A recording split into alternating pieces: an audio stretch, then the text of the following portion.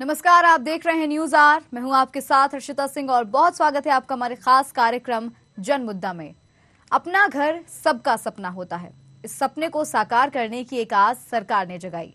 PM Awas Yojana के तहत लोगों को उनके अपने घर में प्रवेश कराया, लेकिन प्रशासन के लालची नुमाइंदों ने सरकारी योजना और सेवाओं पर जमकर पलीता लगाया, जिससे लोगों में भारी रोष व्याप्त है। क्या है पूरा मामला, चर्चा करेंगे इसी कार्यक्रम में। तो चलिए शुरू करते हैं जन मुद्दा।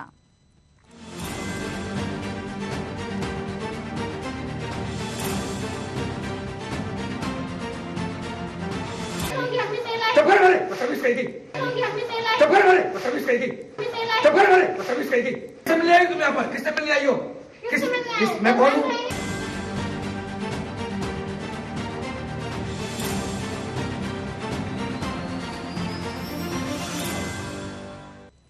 विदिशा में दीपावली के शुभ अवसर पर धनतेरस के दिन प्रधानमंत्री नरेंद्र मोदी और मुख्यमंत्री शिवराज सिंह चौहान ने वर्चुअल रूप से पूरे प्रदेश में पीएम आवास योजना के अंतर्गत गृह प्रवेश का आयोजन कराया था। प्रदेश के अलावा विदिशा जिला मुख्यालय पर शमशान के नजदीक जतरापुरा स्थित प्रधानमंत्री आवास योजना के 84 परिवारों को भी गृह प्रवेश कराया गया था। उस समय उन 84 परिवारों के चेहरे पर 4 साल बाद खुशी लौटी थी, क्योंकि उन्होंने 2 बार 10,000 रुपए किस्त जमा करने के बाद बैंकों को पूरे 2 लाख रुपए जमा किए थे। लेकिन जब ये गृह प्रवेश हुआ तब उन्हें यहाँ की कमियां दिखाई दी।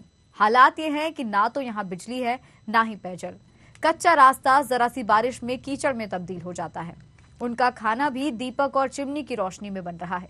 हद तो तब हो गई जब कई बार नगरपालिका अध्यक्ष, सीएमओ और कलेक्टर से गुहार लगाई गई, लेकिन कार्रवाई की जगह केवल आश्वासन मिला। इतना ही नहीं, कलेक्टर से जब लोग गुहार लगाने पहुंचे तो कलेक्टर द्वारा लोगों के साथ अभद्र व्यवहार किया गया। आप भी देखिए। आप एक काम करो, वहाँ से महिला पुरुष को बुला दो। चुप कर, अच्छे से बात करना। किससे मिलने आई तुम यहाँ पर? किससे मिलने आई हो? मैं कौन हूँ? पहले मेरी बात करो। आप एक काम करो, वहाँ से महिला पुरुष को बुला दो। चुप कर,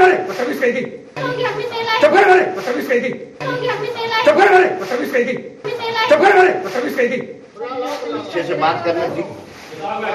किससे मिलने आई तुम यहाँ पर? किससे मिलने आई हो? मैं कौन हूँ? पहले मेरी बात करो। हमारी समस्या यही है कि यहाँ पर है ना, मकान तो हमको दे दिए हैं, कागजों में लिख के दे दिया है, मकान की चाबी दे दी है, पर हमको यहाँ पर कोई सुविधा नहीं दी है। ना तो यहाँ पर पानी है, ना लाइट है, ना सड़क है, और बच्चे परेशान, हम लोग भी परेशान। बच्चों की पढ़ाई मारी जा रही है हमारी, ना तो बच्चे पढ़ पा रहे हैं कुछ भी, ना ही यहाँ पर कोई हमारी कोई सुनवाई हो रही है। नगर पालिका में जाते हैं तो नगर पालिका वाले लोग नहीं सुनते हैं, कलेक्टर साहब भी नहीं सुन रहे हैं हमारी। उनको भी हमने कितनी बार दे दिए हैं आवेदन, पर अभी तक हमारी कोई सुनवाई नहीं है। परेशानी है, पानी की बहुत दिक्कत हो रही है, इतने ऊपर चढ़ाना पड़ता है, और काम बारे हैं हम लोग तो काम में भी लेट हो जाते हैं, और लाइट भी नहीं है तो बच्चे पढ़ भी नहीं पा रहा है, खाना बनाने में भी दिक्कत। हम सब लोग बहुत परेशानी है पानी की। कहाँ से पानी लेके आते हैं? अभी टैंकर से ही लेते हैं तो वो चढ़ा के ले जाने पर पीने की दिक्कत है, पीने का नहीं है पानी, जो थोड़ी ना पियेंगे पानी टैंकर पे। हेडपंप से लाते बहुत दूर से पीने का पानी निकलता है, कुछ नहीं। अब दिन भर तो काम पे निकल जाते, रात में आते हैं शाम के तो खाना भी नहीं बना पाते, अंधेरे में परेशान होते हैं। दिया में या जला लेते हैं, मोबाइल भी नहीं चार्ज हो पाते तो कोई काम ही नहीं हो पाता। प्रधानमंत्री जी का सपना तो बहुत अच्छा है, हर गरीब को मकान देने का, मगर इसमें जो है नगर पालिका द्वारा हमें एक मकान दिया गया था जो प्रधानमंत्री जी के आवास में आता है, तो मगर अभी तक हमें 1.5 साल के संघर्ष के बाद अब हमें मकान मिला है, मगर उसमें भी लाइट, पानी और सड़क की व्यवस्था बिल्कुल नहीं है। ऐसे में गरीब लोग कैसे रहेंगे, मुझे ये समझ में नहीं आता है। और एक चीज़ मैं और आपको बताना चाहता हूँ कि 2017 में इन लोगों ने 10,000 रुपये हमसे जमा करवाए थे, 2019 में इनने 10,000 जमा करवाए, और फिर उसके बाद हमसे 1,80,000 रुपये का लोन इनने हमसे करवाया बैंक द्वारा, और आज हमें उससे 1.5 से पौने 2 साल होते हुए जा रहे हैं, मगर हमें कंप्लीट मकान अभी तक नहीं दिया गया है। हमने जिला प्रशासन और अध्यक्ष जी को भी हमने कई बार आवेदन दे चुके हैं, मगर काम यहाँ नहीं हो पा रहा है। कलेक्टर साहब को भी कम से कम हम 1.5 साल से आवेदन दे रहे हैं, मगर लाइट और सड़क का तो अभी तक कुछ पता ही नहीं है। सीएम हेल्पलाइन पे 7 महीने हो चुके हैं कंप्लेंट करे हुए, मगर उसमें केवल सुन के वो रह जाते हैं और उसके बाद कोई कार्रवाई नहीं होती उसमें। इसमें साहब परेशानी ये है कि एक तो हम लोगों को ये मकान 4 साल लेट मिले। अच्छा, दूसरी बात क्या है कि जब इन्होंने ये धनतेरस के दिन मकान दिए थे तो इन्होंने कहा था अध्यक्ष महोदय ने कि हम 1.5 महीने में आपको लाइट और पानी दे देंगे। ना आज तक लाइट की सुनवाई है, ना पानी की सुनवाई है। रात में यहाँ तरह तरह के जानवर घूमते हैं, कीड़ा पतीला घूमते हैं। आज हमें कभी भी कोई भी हादसा घट सकता है। यहाँ एक बार नहीं, हम लोग 10 बार गए, कल ही जन सुनवाई में गए। हमारे यहाँ ना तो अधिकारियों को बोलने का तमीज है, ना अध्यक्ष महोदय को, ना शासन को, ना प्रशासन को, किसी को। वो मतलब अपने आप में इतना है कि हम ही सब कुछ है, हम ही सीएम है, बाकी ये जनता कुछ नहीं है। जतरापुरा प्रधानमंत्री आवास योजना है ये, जो लोगों को आवास दिए गए हैं। यहाँ 2017-18 में लोगों को फाइलें कंप्लीट हुई थी, जिसका आज तक 2022 में दिए हैं 5 साल बाद। जबकि 22 के बाद में आज तक यहाँ अभी अक्टूबर में समथिंग दिवाली पे दिए हैं। यहाँ ना लाइट की व्यवस्था है, ना ही पानी की व्यवस्था है। शाम को भी ये कंडीशन होती है, महिलाएं हर घर परिवार में मतलब अंधेरे में खाना बनाना पड़ता है। बच्चे शिक्षा से वंचित हो रहे हैं। यहाँ ना कोई भी अधिकारी नहीं आता। कई बार आवेदन दिए, जन सुनवाई में भी दिए, सीएम हेल्पलाइन में भी शिकायत करी, नगर पालिका में भी दिए। 5 दिन 4 दिन का आश्वासन देते हैं, कोई काम नहीं होता। 4 महीने होने वाले हैं, जनवरी चल रहा है। देखिए, जतरापुरा से आज 40 से 50 लोग मिलने आए थे। इस संबंध में दिक्कत ये है कि नगर पालिका ने जो प्रोजेक्ट बनाया था, जिन लोगों ने पैसा जमा किए हैं उसमें पानी की पाइपलाइन का टेंडर इनका हो चुका है, कल से वह काम चालू हो जाएगा और आज बिजली का पैसा भी इनका जमा हो जाएगा, तो जल्दी से इनका बिजली का काम भी चालू हो जाएगा। अब ये आप मान के चलिए कि 8 से 10 दिन लगेगा, लगभग वो 8-10 दिन में हम इनका मैक्सिमम काम करा देंगे, तो ये समस्या इनकी सॉल्व हो जाएगी।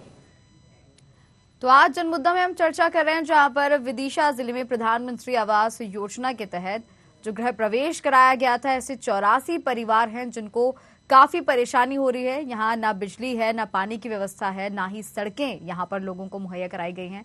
हमारे संवाददाता सोनू नामदेव हमारे साथ जुड़ गए हैं। सोनू जी, ये जो तस्वीरें हम देख पा रहे हैं, ग्रामीण इतने परेशान हैं, पीएम आवास योजना का लाभ इनको नहीं मिल पा रहा है और जैसा कि ये भी देखने को मिला कि 3 से 4 साल बाद इन्हें मकान मिला, लेकिन अभी भी अधूरा है, सुविधाएं उस मकान में नहीं मिली हैं। जी बिल्कुल, मैं आपको बता दूं, दरअसल ये विदिशा का ही मुख्यालय का ही मामला है, जो कि मुक्तिधाम के पास एक मल्टी बनी हुई है, जो कि प्रधानमंत्री आवास योजना के अंतर्गत बनाई गई है। लगभग 648 आवास बनाए गए हैं, लेकिन इनमें से 82 आवास पूर्ण करने की जो बात नगर पालिका कह रही है, लेकिन वह भी अधूरे हैं। और 2022 में धनतेरस के टाइम पर मुख्यमंत्री शिवराज सिंह चौहान ने वर्चुअल का उद्घाटन किया था और आवास हितग्राहियों को दे दिए गए थे जी। लेकिन इसके बावजूद भी वहां पर कोई सुविधाएं नहीं है, ना तो लाइट है, ना ही बिजली है, ना ही पानी है। अब हितग्राही कैसे वहां पर रहेंगे? लगभग 3 महीने हो चुके हैं उनको वहां पर रहते हुए। इसके बावजूद भी उनकी कोई सुनवाई नहीं है। कई बार अधिकारियों के पास भी गए वो, और तो और सीएम हेल्पलाइन में भी शिकायत कर दी, लेकिन उनकी कोई अभी तक सुनवाई नहीं हुई जी। कलेक्टर के पास भी हमने देखा, जब लोग पहुंचे बहुत ही बदतमीजी से बात की कलेक्टर ने, और क्या उसके बाद जिस तरह का आश्वासन दिया उस तरह की कोई कार्रवाई देखने को मिली है? जी बिल्कुल, मैं आपको बता दूं, यहाँ के जो अधिकारी हैं वो एकदम बदतमीजी से पेश आते हैं। उनके पास कोई भी पहुंचता है अपनी शिकायत लेकर तो वो बदतमीजी से ही पेश आते हैं। और रही कलेक्टर महोदय की बात, तो उन्होंने हमको बताया लगभग इनकी समस्या हम 10 दिन के अंदर पूर्ण कर देंगे, लेकिन अभी तक कोई ऐसी सुविधा उनको अवगत नहीं कराई गई थी। 10 दिन के समय की उन्होंने बात की थी, तो 10 में से कितने दिन बीत चुके हैं या 10 दिन पूरे बीत चुके हैं? जी बिल्कुल, मैं आपको बता दूं, लगभग आज 4 दिन हो चुके हैं, लेकिन अभी तक उनके लिए ऐसी ना ही तो लाइट है, ना ही पानी है, ना ही उनके लिए अभी तक कोई अधिकारी वहां पर पहुंचा है जो कि उनकी सुध ले। यानी कि ग्रामीणों का कहना बिल्कुल सही है। सोनू जी, आपके पास लौटूंगी। हमारे साथ अर्जुन नरवरिया जुड़ गए हैं, रहवासी हैं, निवासी हैं ये। अर्जुन जी, स्वागत है आपका न्यूज आवर में। नमस्ते मैडम जी, हम देख पा रहे हैं कि काफी परेशानी आप लोगों को हो रही है। पीएम आवास के तहत जो मकान आप लोगों को दिए गए हैं उसमें सुविधाएं आप लोगों को नहीं दी गई हैं। जी मैडम, नहीं दी गई है ना, वहाँ पे ना लाइट है ना पानी है ना सड़क है मैडम, बहुत दिक्कत आ रहा है। तो यानी कि जब दीपावली के समय में आप लोगों का गृह प्रवेश कराया गया था, उसके बाद से ही क्या इसी तरह के हालात बने हुए हैं? जी मैडम, कंटिन्यू यही हालात बने हुए हैं, हमें शासन से भी यही आश्वासन ही मिलता रहता है कि वो हाँ करवा रहे हैं, मगर कोई ना नेता कोई सामने आ रहा है इसमें, ना प्रशासन हमारी मदद कर रहा है। पूरी तरह से व्यवस्था बहुत गड़बड़ है, रात में अंधेरे में बच्चे रहते हैं, डर लगा रहता है कि अंधेरे में कोई जानवर ना आ जाए, कुछ ना आ जाए, बहुत दिक्कत हो रहा है इसमें। कहाँ आप लोग अपनी शिकायत लेकर गए हैं? किस किस से शिकायत आप लोगों ने किया? हमने जिला प्रशासन में भी करी है, जन सुनवाई में भी करी है, और अध्यक्ष जी को भी कराया, नगर पालिका जो अध्यक्ष है हमारे वहाँ पे उनको भी अवगत कराया गया है। क्या कहना है उनका? उनका यही कहना है मैडम कि हाँ करवा रहे हैं, करवाते 1.5 साल 2 साल हो जा रहा है, मगर कोई सुनवाई कुछ नहीं हो, ना काम हो रहा है। और जैसा कि हम देख पा रहे हैं कि अभी भी कुछ मकान ऐसे हैं जो अधूरे हैं, उनका निर्माण भी पूरा नहीं हो पाया है। जी मैम, किसी को तो किसी में बोर्ड नहीं लगे हैं, किसी में नल की टोटियां भी नहीं लगी हैं, किसी के दरवाजे टूटे हुए हैं। मैडम ऐसे भी बांट दिए गए हैं इन लोगों ने ऐसे भी बांट दिए हैं। यानी कि कुल मिलाकर सरकारी पैसे का बंदरबाट केवल किया गया है, ऐसा कह सकते हैं हम? जी बिल्कुल कह सकते हैं ऐसा अपन। और मैडम जो लोग नहीं आए हैं, जैसे अब क्या होता है, जैसे हम तो मजबूर हैं तो हम लोग रह रहे हैं, और जो लोग नहीं रह रहे हैं यहाँ पे वो किस्त भी भर रहे हैं मकान की, और किराया भी दे रहे हैं और घर भी चला रहे हैं, बहुत समस्या आ रही है, मगर डबल लोड पड़ रहा है कुल मिला के। ठीक है अर्जुन जी, जैसे कि अभी आपने बताया कि कई जगह आप लोग शिकायत लेकर पहुंचे थे, क्या कलेक्टर के पास आप लोग गए थे? जी बिल्कुल गए हैं कलेक्टर जी के पास। किस तरह का व्यवहार था उनका आप लोगों के साथ? व्यवहार तो ठीक कर रहे हैं, मगर यही है कि सुनवाई नहीं हो रही। कुल मिला के 8 दिन 10 दिन 20 दिन ऐसा आश्वासन देते हैं, ऐसे ही साल भर 1.5 साल निकाल दिया। क्योंकि अभी हमारी टीम उनसे लगातार संपर्क साधने की कोशिश कर रही थी, तो उन्होंने इस बारे में, इस मुद्दे पर चर्चा करने से मना कर दिया। तो क्या आश्वासन आप लोगों को कलेक्टर द्वारा मिला था? मिला था मैडम, 8 दिन का बोला था उन्होंने, मगर 8 दिन में कुछ भी काम शुरू नहीं हुआ अभी यहाँ पे।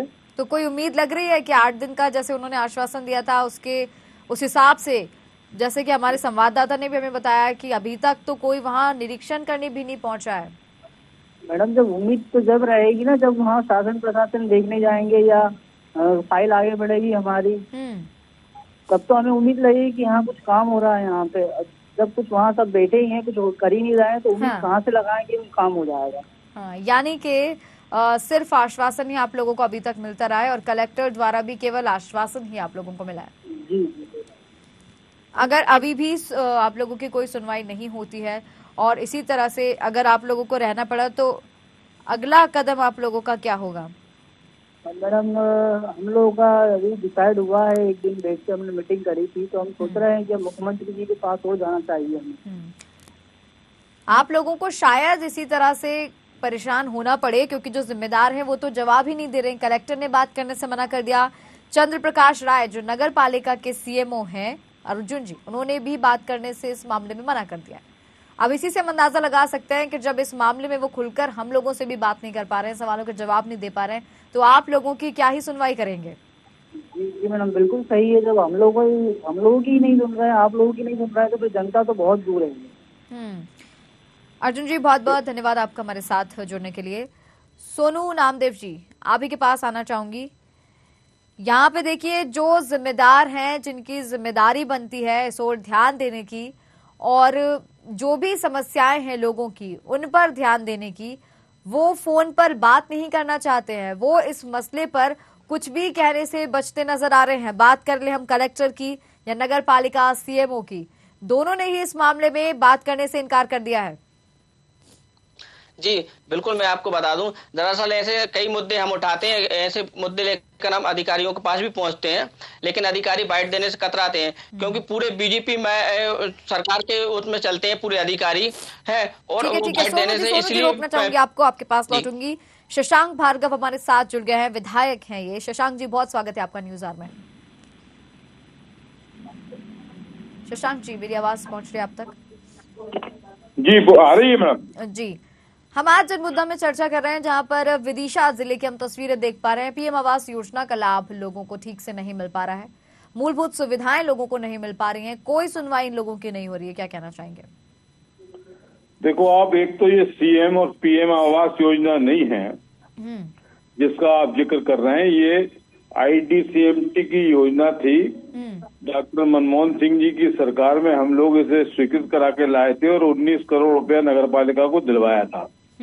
उस समय भूमि के चयन में इन्होंने लापरवाही की। उस समय भी हमने आंदोलन किया था, नदी के पास इन्हें बना दिए और इस बार वो बाढ़ में भी उन मकानों की स्थिति खराब हुई। जल्दी जल्दी जो तरीका है इनका प्रचार करने का, भारतीय जनता पार्टी का, इन्होंने अधूरे मकानों में गरीबों को प्रवेश करा दिया। पहले जबरी रूप से उसकी किस्त वसूली और कराने के बाद गृह प्रवेश, ना तो वहाँ लाइट है, ना वहाँ सड़क है और कोई भी सुविधा जो बेसिक है वो वहाँ पर नहीं है। सिर्फ वाहवाही लूटने का काम मोदी जी की सरकार और शिवराज जी की सरकार करती है, उसी का अनुसरण उन्होंने वहाँ किया। क्योंकि शशांक जी, हम देख पा रहे हैं कि जो रहवासी हैं वहाँ के, ये बात छिपी नहीं है किसी से भी कि सुविधाएं तो वहाँ है नहीं, लेकिन क्योंकि इतने परेशान हैं, क्योंकि अपनी गुहार लगाने वो कलेक्टर के पास पहुंचते हैं, कई जगह प्रशासन से गुहार लगाई उन्होंने, लेकिन सुनवाई उनकी कोई नहीं हो रही है। तो ऐसे में अब इन रहवासियों को और कहाँ जाना चाहिए, किससे अपनी बात रखनी चाहिए कि इन लोगों को सुविधाएं मिल सकें? देखो, आप कलेक्टर साहब के पास गए होंगे तो उनके कंट्रोल में मामला इसलिए नहीं है कि भारतीय जनता पार्टी के नेताओं के दबाव में तमाम काम करना पड़ते। सुविधाविहीन भी काम, क्योंकि कलेक्टर सरकार के नौकर हैं, उन्होंने किया। कल का एक मैं उदाहरण बताऊं आपको कि गली गली शराब बिक रही है और एसपी और पुलिस वाले मशाल जुलूस निकाल के जनता को संदेश दे रहे हैं कि आप गली गली शराब मत बेचो। मतलब पुलिस को भी क्या आंदोलन की भूमिका में आना पड़ेगी? इतना जबरदस्त दबाव है, गृह मंत्री से लेकर और नीचे तक के नेताओं का ऊपर से नीचे तक पैसा खा रहे हैं। ठीक है, लौटूंगी आपके पास, आप बने रहे हमारे साथ।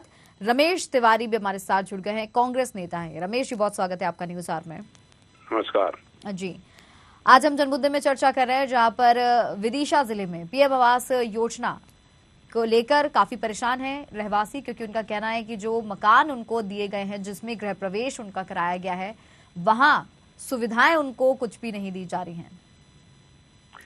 मैंने खुद देखा है वहां जाकर, मैं भी विदिशा रहता हूं, मेरा पास में गांव है विदिशा के।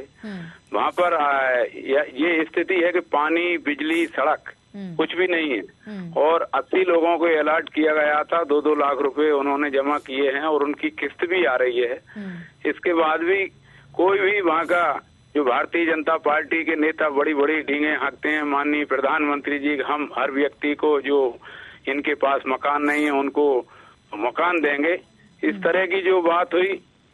लेकिन वहाँ देखो आप कि वो पूरे बंगले, वो जो पूरे अलॉट किए थे वो खाली पड़े हैं। जो 15-20 परिवार हैं बेचारे, उनको पानी तक मुहैया ये सरकार नहीं करा पा रही। बड़ा धिक्कार है ऐसे शासन और प्रशासन को। वहाँ पर आप कभी जाके देखें, मैंने देखा बहुत बुरी स्थिति है वहाँ, जो गरीब लोग रह रहे हैं और सरकार अपनी पीठ थपथपाती है कि हमने पूरे देश के अंदर, पूरे प्रदेश के अंदर हर जो जिनके पास घर नहीं है उनको हमने मकान दिया है। बेचारे किस्तें भर रहे हैं, उनकी जो EMI महीने की आती है वो पूरी नहीं कर पाते।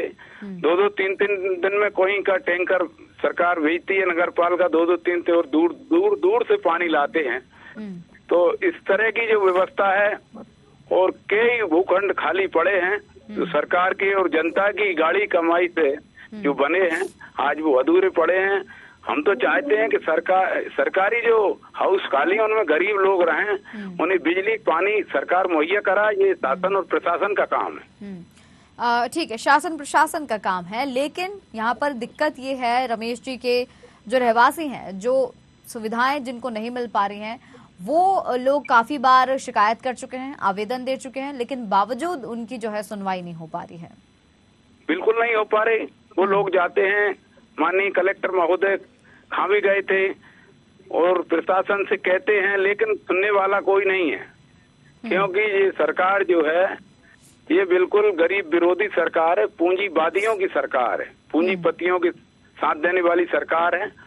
तो ये मैं चैनल के माध्यम से कहना चाहता हूँ कि आप लोग, आपके चैनल को हम धन्यवाद देते हैं कि आपने ऐसा मुद्दा उठाया जो एक गरीब और आम जनता से जुड़ा हुआ है।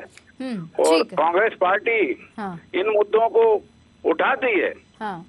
रमेश जी, क्योंकि शशांक भार्गव भी हमारे साथ जुड़े हुए हैं, उनका ये कहना है कि पीएम आवास योजना का नाम इसे नहीं दिया जाना चाहिए। उनका ये कहना है कि मनमोहन सिंह के समय से ये योजना निकाली गई थी, जो डॉक्टर मनमोहन सिंह है।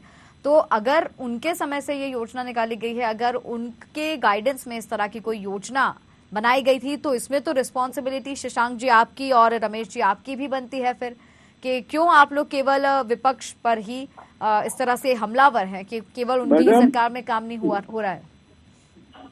मैं एक बात कहना चाहता हूं आपसे कि डॉक्टर मनमोहन सिंह जी के समय में हमने ये योजना स्वीकृत कराई थी, इसके बाद सरकार चली गई थी। ये मकान 2016 तक पूरे होना थे, लेकिन क्रियान्वयन एजेंसी उसकी नगर पालिका है और नगर पालिका में इतने निकम्मे लोग यहाँ बैठे थे कि जिन्होंने इतना लंबा समय लिया, इसके बाद भी पूरे नहीं हुए। और जो उसमें इन्वेस्टमेंट आया उसमें ब्याज में बहुत पैसा खर्च हो गया। तो ये निकम्मे लोगों की सरकार बैठी हुई है, इसलिए ये प्रॉब्लम आई है। डॉक्टर मनमोहन सिंह जी और हमारी उसमें कोई गलती नहीं। हम गलती की बात नहीं कर रहे शशांक जी, गलती की बात नहीं। यहाँ पर बात केवल एक ये हो रही है कि चलिए मनमोहन सिंह को छोड़ देते हैं, अभी आप विधायक इस बात को भी छोड़ देते हैं, बात यहाँ पर केवल इसकी करते हैं कि एक जिम्मेदार नागरिक होने के नाते, क्योंकि इन ग्रामीणों की, इन लोगों की जो है सुनवाई नहीं हो रही है, तो क्या ऐसे में आप दोनों का ही, रमेश जी शशांक जी, आप दोनों का ही फर्ज नहीं बनता कि इन लोगों के साथ जाएं, आवाज इन लोगों की बुलंद आप भी करवाएं और इन्हें सुविधाएं मिल सके, इसके लिए आवाज उठाएं? मैडम, इसके लिए विधानसभा में क्वेश्चन लगाया था कि इनको अधूरी सुविधाओं के बाद वहाँ पर गृह प्रवेश करा दिया, तो सरकार का जवाब भी आया है कि जानकारी संकलित की जा रही है। ठीक है रमेश जी, क्योंकि ये विधानसभा में जैसे उन्होंने बताया कि सवाल लगाया गया है, क्वेश्चन पुटअप किया गया है वहां पे भी, लेकिन वो कार्रवाई फिर जब होगी उसके बाद ये देखने वाली बात होगी। लेकिन तब तक के लिए आप वहाँ नेता हैं, कांग्रेस नेता आप हैं, क्या आपने अभी तक इन लोगों के लिए कोई कदम उठाया है या आगे किस तरह से इन लोगों की मदद आप करने वाले हैं? हम हर प्रकार से मदद करने को तैयार हैं और करते भी हैं। जबकि ये इनका जो गरीब लोगों को 2018 में इनको देने थी, 2022 में इनका प्रवेश कराया गया है। लेकिन अब शासन और प्रशासन जो होता है, अब आपने कहा कि विधायक जी आपके हैं, मानते हैं, हमारे कांग्रेस के विधायक हैं, लेकिन नगर पालिका जो है भारतीय जनता पार्टी की रही और लगातार सरकार भी बीजेपी की रही है। और रही बात मनमोहन सिंह जी के समय की बहुत सी योजना है, उनका नाम बदलने का काम किया है इस भारतीय जनता पार्टी ने। और आज भी कांग्रेस पार्टी सदैव आम और गरीब आदमी की बात करती है। हमारे माननीय विधायक जी लगातार विदिशा में, वो विदिशा के पूरे जिले में जहाँ जहाँ भी कोई गरीब या दलित या आदिवासी हरिजन जिन पे भी कोई जुल्म करता है, हम उनकी आवाज उठाते हैं। लेकिन प्रशासन, चूंकि मुख्यमंत्री के क्षेत्र का मामला होता है, कहीं ना कहीं अधिकारी और कर्मचारी उनके दबाव में काम करते हैं। तो हम उनसे भी कहना चाहते हैं कि सरकार बदलने में समय नहीं लगेगा। 2023 में कांग्रेस की सरकार आती है तो गरीबों के साथ जो भेदभाव है वो नहीं होगा, हमारा ये कहना है। हमारे साथ हमारे संवाददाता भी बने हुए हैं, सोनू नामदेव। सोनू जी, जहां पर जैसे हम सुन पा रहे हैं यहाँ शशांक जी और रमेश जी दोनों का ही कहना है कि लगातार प्रयास किया जा रहा है, लगातार इस बात का ध्यान दिया जा रहा है कि इन लोगों की सुनवाई जैसे नहीं हो रही है, उसके लिए आवाज उठाई जा रही है। कितनी सच्चाई है इस बात में? मैं आपको बता दूं कि लगभग कांग्रेस पार्टी समय समय पर आंदोलन प्रदर्शन करती रहती है, लेकिन कहा जाता है ना कि जब बीजेपी सरकार है, बीजेपी सरकार में और कांग्रेस पार्टी की कौन सुनता है, वही हालात अधिकारियों के साथ है। अधिकारी भी किसी की नहीं सुनते, क्योंकि उनके साथ रवैया होता है कि बीजेपी सरकार है, बीजेपी सरकार में हम क्यों किसी की सुने जी। लेकिन अगर इसी तरह का रवैया रहा, अगर ना विपक्ष की सुनी जाएगी ना ही इन पीड़ितों की सुनी जाएगी, तो फिर ये सुनवाई किसकी करेंगे और लाभ किसको देंगे ये सुविधाओं का? जी बिल्कुल, मैं बता दूं अब तो हितग्राही खुद अपने आप पर भरोसा नहीं कर पाते, क्योंकि रात को अंधेरे में उनको रहना पड़ता है, रात को अंधेरे में बच्चों को पढ़ना पड़ता है और तो और खाना भी अंधेरे में ही बनता है, चिमनी के उजाले में उनको रहना पड़ रहा है। वो खुद इतने मजबूर हो गए अब रहने को, और अपनी बातें किसी को सुना भी नहीं सकते अब तो वो। जी बिल्कुल, यानी कि तमाम परेशानियां हैं, सुनवाई नहीं हो पा रही है। रमेश जी, ऐसे में क्या लगता है कि अगर यही हालात रहे, अगर इसी तरह की समस्या बनी रही और कोई सुनवाई ग्रामीणों की नहीं हुई, तो आने वाले समय में किस तरह का दृश्य देखने को मिल सकता है? क्योंकि यहाँ पर बच्चों की पढ़ाई पर भी काफी असर पड़ रहा है।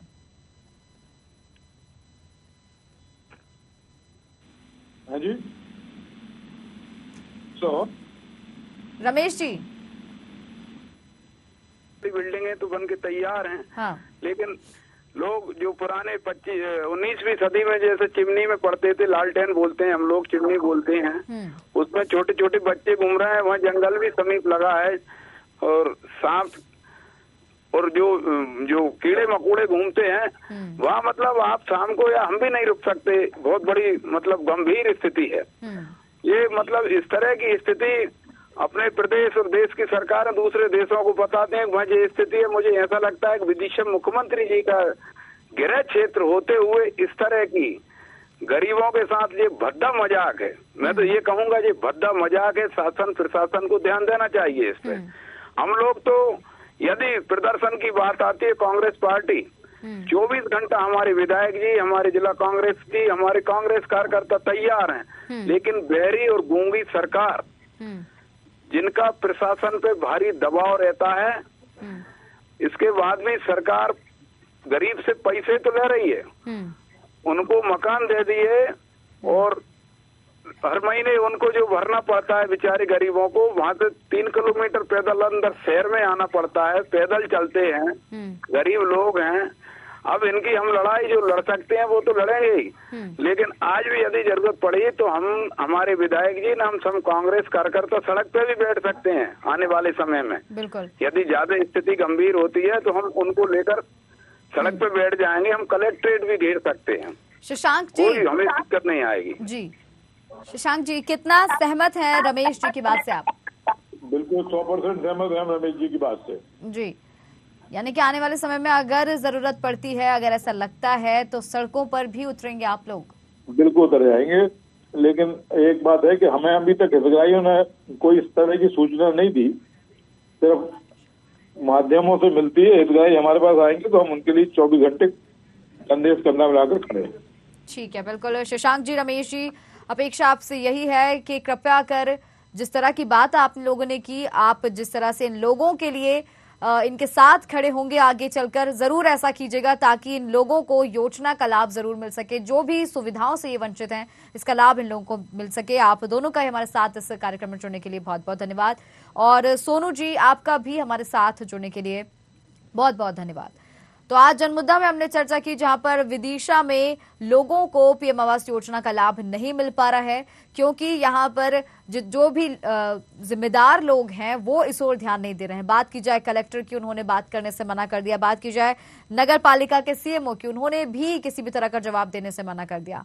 और इसके अलावा विपक्ष ने ये कहा है कि लगातार प्रयास किया जा रहा है कि इन लोगों के लिए इनकी सुनवाई की जा सके, इनकी शिकायत जो है उच्च अधिकारियों तक पहुंचाई जा सके, लेकिन आने वाले समय में भी अगर जरूरत पड़ती है तो कांग्रेस सड़कों पर उतरकर प्रदर्शन जरूर करेगी और इन लोगों के लिए, इनके इंसाफ के लिए लड़ाई जरूर लड़ेगी। तो खास कार्यक्रम जनमुद्दा में फिलहाल इतना ही। मुझे दीजिए इजाजत, नमस्कार।